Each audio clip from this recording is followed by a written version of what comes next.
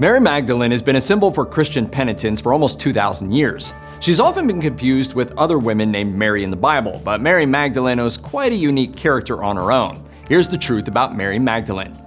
The image of Mary Magdalene most people have in their heads comes from centuries of misinformation. If you know anything about her, it's that she was a prostitute who left her sinful ways behind to follow Jesus. But the prostitute in Luke's gospel who washes Jesus' feet with her hair doesn't actually have a name, and there's no reason to think it was Mary Magdalene. And no one probably ever would have conflated the two, but then Pope Gregory jumped in.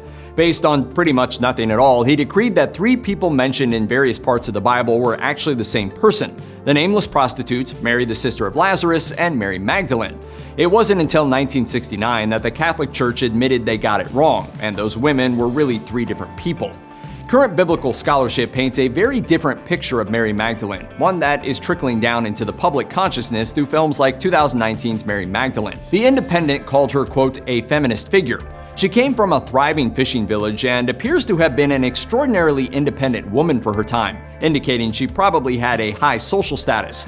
Unlike most women in the Gospels, she isn't identified by her relationship to a father or a brother. She's just Mary, following Jesus because she wants to. It's theorized she even had her own money and probably supported Jesus financially in some way. Far from the lowly penitent she's been portrayed as throughout history, she was a strong, important disciple whose name and reputation were belittled by men in power with an agenda. I will not be silent.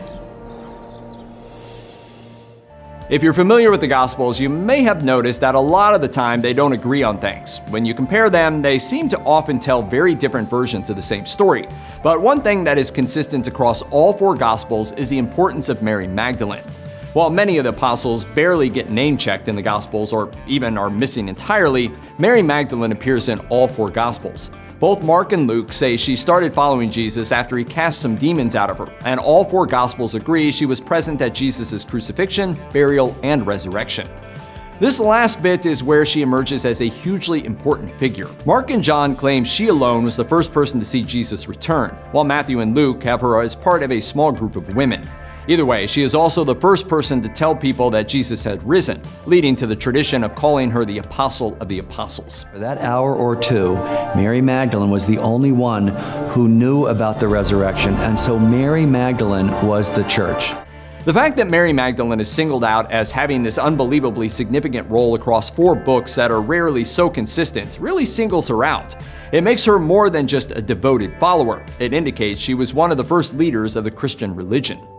Not every book about the life of Jesus and his disciples made it into the Bible. Some of them were even lost for centuries and just turn up randomly. According to the BBC, this happened in Cairo in 1896. A German scholar was shopping in a bazaar and came across a papyrus book bound in leather and written in Coptic. It turned out to be the Gospel of Mary. The author is unknown, but Time says scholars think it was written in the 2nd century or even earlier. The mysterious book isn't officially recognized by the church, so it's known as one of the apocryphal texts. Still, it tells an interesting story that makes Mary Magdalene's role even more significant. The story says Jesus was insistent his disciples should go preach his teachings to the world, but the men are scared they will be killed too. It's Mary who steps up and has to remind the apostles that Jesus will always be with them. She brings up a private conversation she had with Jesus and explains his teachings for them. Then some of the guys get mad. They can't believe Jesus would single out a woman like that, or that they should listen to her since she's just a chick. Peter, who would go on to be the first pope, even sees her as a rival for leadership. The point the gospel hits home is that Mary Magdalene was the one disciple who really got Jesus. In the Vinci Code, Dan Brown introduced the world to the theory that Mary Magdalene and Jesus were married, but he certainly wasn't the first or the last person to speculate about their relationship.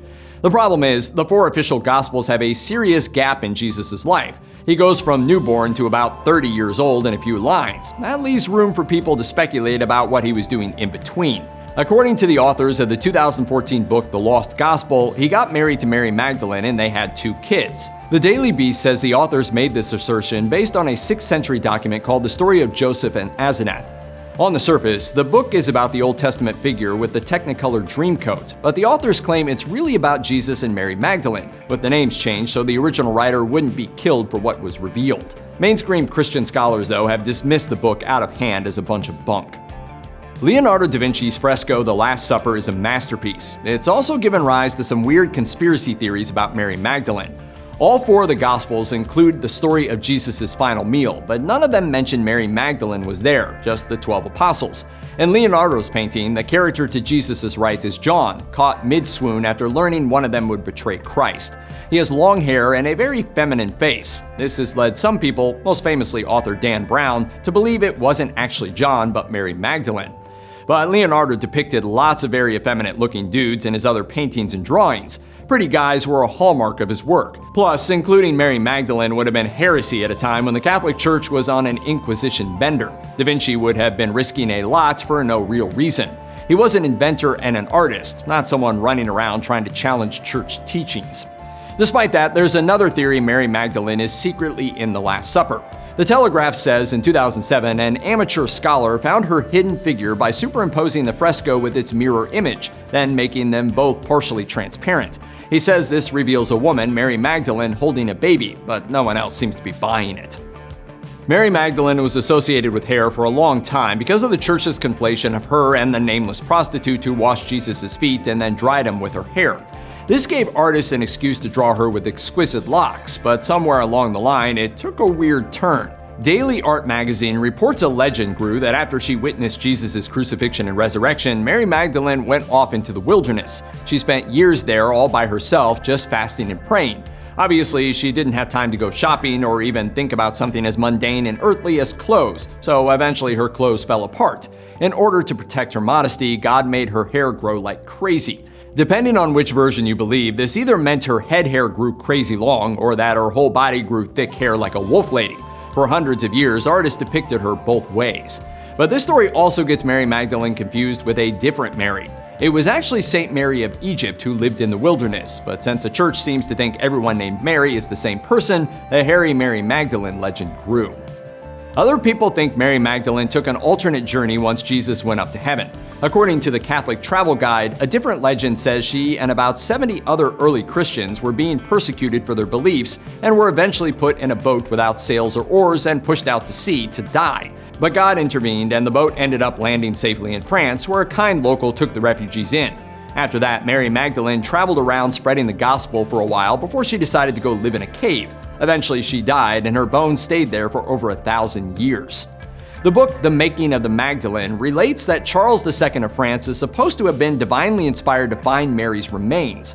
Well, he definitely found someone's bones in 1279 and gave them to the local Dominican monks to look after. They put her skull in a gold and jeweled holder, which is super creepy, but also recently allowed artists to do a 3D rendering of her face. So is it really Mary Magdalene? We'll probably never know.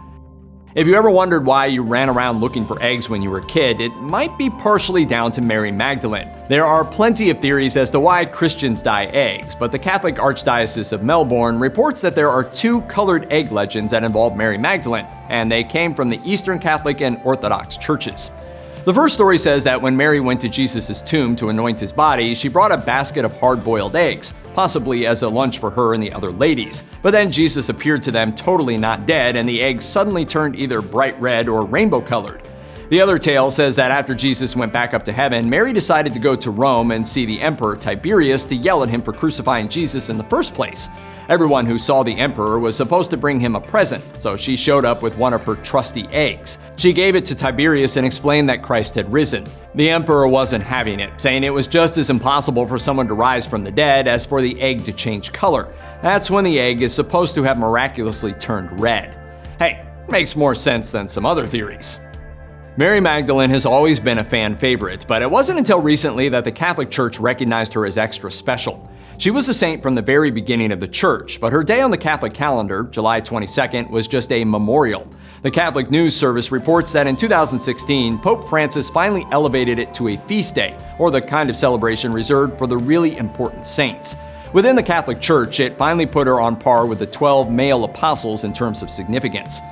This was an official recognition of her role as the Apostle of Apostles. The Pope said she was a true and authentic evangelizer and called her out for her special place in Jesus' life, as well as her role in spreading the gospel after he was gone. One archbishop, writing in the Vatican newspaper, said the elevation of her feast day was meant to highlight the relevance of this woman who showed great love for Christ and was much loved by Christ. About time.